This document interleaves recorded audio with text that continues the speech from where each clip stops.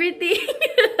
Charot. So, hi everyone. Welcome back to my channel. So, today, gagawa tayo ng panibagong video kasama ang aking kapatid. Say hi. Hi everyone. So, ayun, gagawa kami ng ano ngayon, yung sikat na coffee. DALGONA coffee. Dalogna. Basta yun. Yun yung coffee na sikat ngayon. Yung parang milk sa ibabaw yung coffee. So, ayun. Later na lang. Papakita namin sa inyo kung paano gawin niya. So,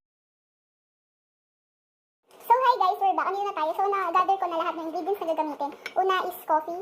Ano to? Yung Nescafe na decaf ata. Ayan. So, ayun. Next naman is sugar. Ayan, sugar. Next is milk. Ayan, cowhead yung gamit namin. Gamit ko kasi meron kami cowhead light, pure milk low fat. Yun lang. Then, baso. Tapos yung tubig ito. Ay! Okay, basta yung tubig. Tapos, whisk. Then, ayan. So, let's start na. So, start natin is coffee. Ilagay natin sa bowl. Siguro ito na lang gagamitin ko kasi parang mas, mas specific yung measurement niya. Ayoko na kasi gumamit ng mga measuring spoon kasi parang pag baka marami akong magawa, masayang lang yung mga ingredients. So, ito na lang. Baka mas okay to. So, lagay na natin. Parang flinat ko lang. Hindi na masyadong flat. So, yan. Flinat ko lang yung coffee ng very slight. Dapat kung gaano karami yung coffee na ilalagay mo, ganoon din karami yung sugar, water. Okay, 1. Sabi kasi 2 daw. So, maubos ko na yung coffee lang. Ay, hindi, isa lang. Ang laki pala nito. Isa lang gamitin natin kasi mamaya pagpalpak, masayang. Ayun, sugar. May assistant ako dito kasi nagbablog din siya. Pero using is instant coffee. So, ililink ko na lang yung video niya. Yung video niya sa baba. So, ayun. Ito na, proceed na tayo sa sugar. Ito. Pero kasi pag gumagamit kayo ng ganyang klaseng coffee, feeling ko, mapait. So, lagay natin sugar. Hindi natin sinunod din, no? Next is water naman. Hindi ko na mapakuluan yung water kasi pwede naman siguro kasi hindi mo naman talaga siya iinumin na kailangan nakaano. Ayun, water. So, ayan. So, ayan yung kinalabasan after mixing coffee, sugar, and water. So, haluin lang natin siya ng 3 to 5 minutes daw or until yung consistency niya is soft na. So, ayun. Let's go. So, ayun guys. Ito na yung after parang 2 minutes pa lang ata or 3 minutes kung ginaganon. Nahalo ko siya. Ayun yung consistency niya. Tignan niyo. Medyo malapot na siya. Then, feeling ko konting stir na lang din. Pwede na siya ilagay sa baso na may milk. So, ayun.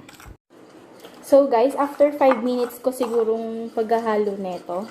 Ito na yung consistency niya. Ano na siya? Wait lang. Parang ano siya? Condense yung malapot. Ayan o. Ganyan na yung consistency niya. Ayan.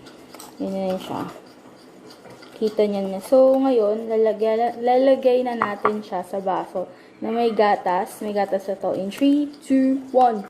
Shinen! May gatas na. Magic. So, ayun. Lalagay na natin to. Sana maging, wait lang.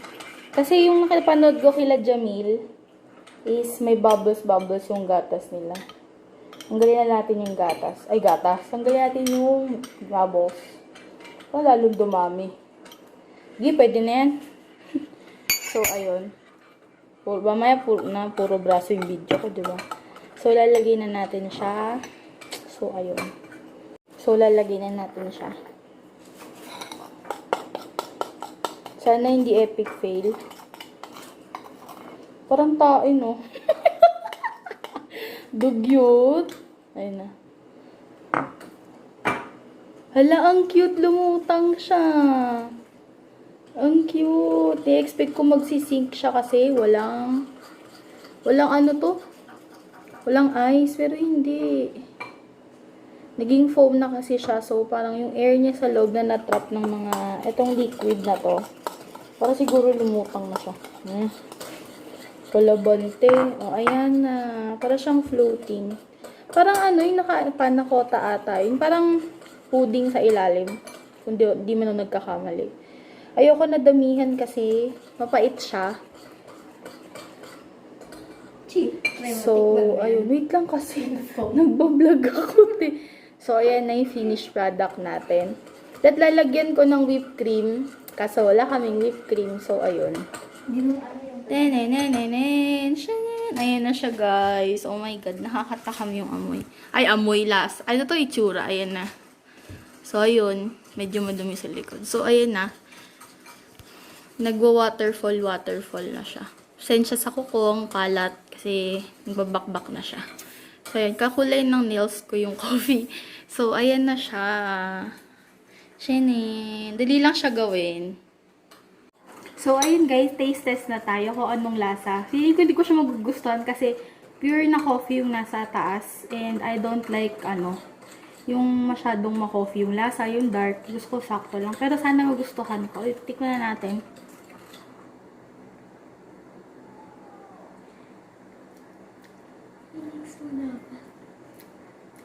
Ang sarap. Nagustuhan ko. Bait. Hindi, legit siya guys. Masarap siya. Alam niyo yung pagkatikim niyo parang, feeling ko yung pag-inom neto, dapat, pagkaano nyo yung sa ibabaw, antayin yung makalusot yung milk, tapos sabay nyo imin, masarap siya. So, ayun, papatikiman natin siya sa kapatid kong lalaki. Shotty! Tikman mo to, bilis!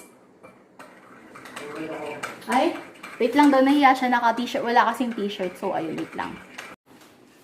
Uy, dali, gusto ko makita reaction mo, ako gumawa niyan eh. Sige. Sige, hindi ko naman pinapakita ano. Titikman na ni Mami. Kakagising lang yan. Ayaw mo? KJ mo naman. I-try mo, hindi wag mo kasi inumin yung ibabaw lang. Antayin mo yung gatas bago mo yung coffee. Di bet? Ba yan? So, eto na guys yung review ko at mauubos ko na.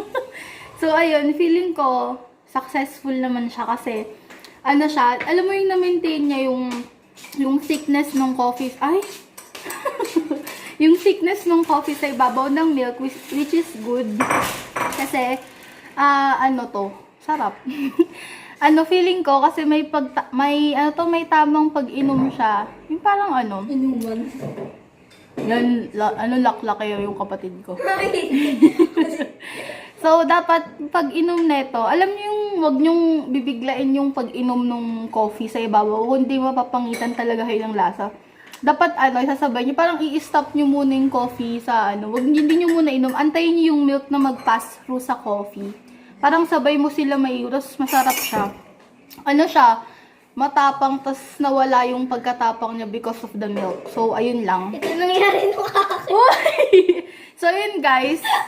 Gumawa siya ng sariling dalog na. Ano tawag? Dalog Yung coffee na to, gamit ang instant, 3-in-1 na coffee. So, ayun yung nangyari. Yan yung gamit niya. So, check nyo na lang sa channel niya kung anong nangyari, bakit naging ganun yung itsura na hindi naging katulad ng akin. So, ayun lang guys. That's it for today's vlog. So, see you again on my next vlog. Bye-bye! Thanks for watching. Sana na-enjoy nyo paggawa ng dalog na coffee. Hanggang ngayon, patapos yung video ko, hindi ko pa siya napapanaos ng tama. So, ayun. Sana naintindihan yung mga instruction ko and kineme. So, sana magustuhan nyo kung gagawa man kayo ng sarili nyo sa bahay nyo. So, yun lang. Bye!